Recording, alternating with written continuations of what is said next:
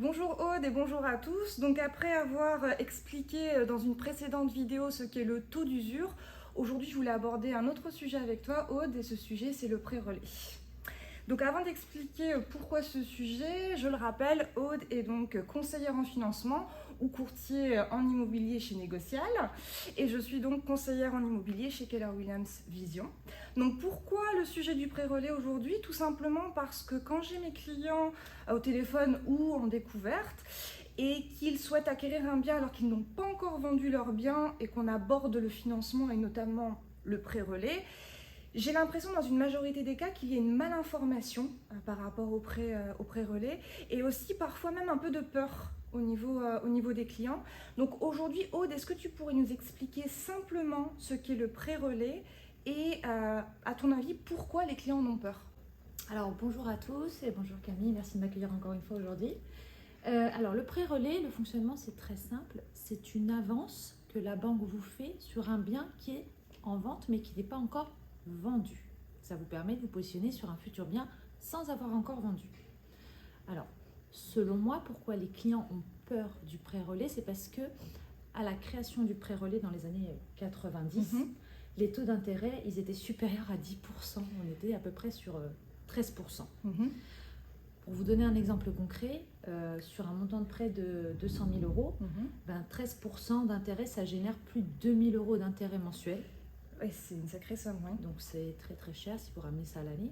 Alors qu'aujourd'hui, sur des taux à 2,5%, on va être aux alentours, pour un même prêt de 200 000 euros, on va être aux alentours de 400-420 euros par mois d'intérêt. Oui. Donc ça, c'est vraiment raisonnable. Il n'y a pas de raison d'avoir peur aujourd'hui du pré-relais. Et justement, comment il fonctionne ce pré-relais? Alors, le fonctionnement, c'est très simple. La banque vous avance 70% de la valeur du bien qui est à vendre. Et cette valeur, elle est déterminée comment? Alors, elle est déterminée en deux temps. Quand je fais les enveloppes de financement en amont du projet, je me base sur la valeur d'estimation de l'agent immobilier comme toi. D'accord.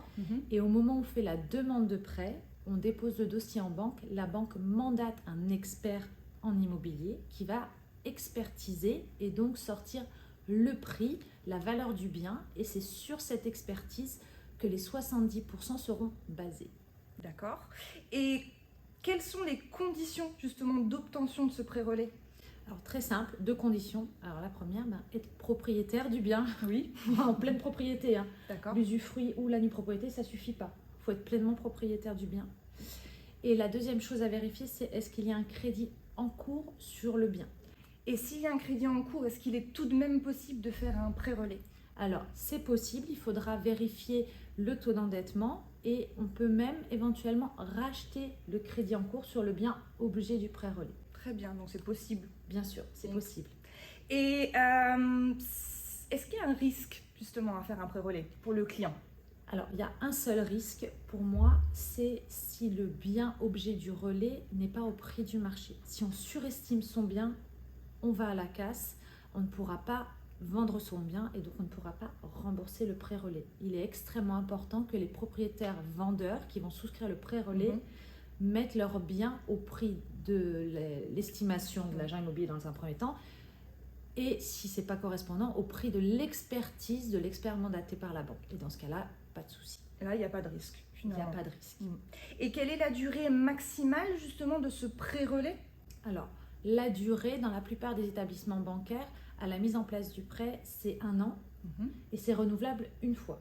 Parfait. Donc maximum 2 ans en tout. D'accord. Pour vendre et donc rembourser le pré-relais. Et Aude, si tu avais une conclusion sur le pré-relais, qu'est-ce que ça serait? Alors la conclusion, elle est très simple.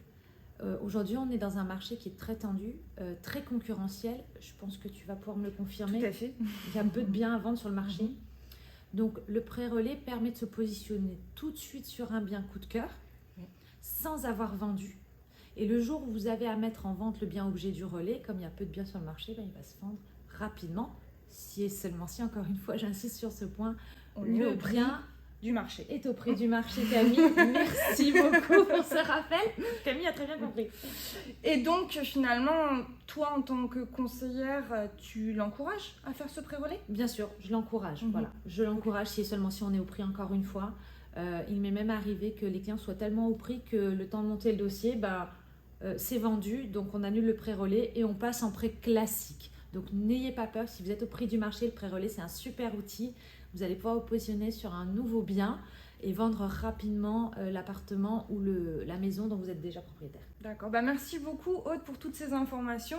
Si vous avez d'autres questions sur le pré-relais ou sur le financement en immobilier en général, vous pourrez contacter Aude aux coordonnées qui s'affichent. Et puis on vous dit à bientôt À bientôt pour une prochaine vidéo. Bye. Merci Camille. Merci à toi Aude.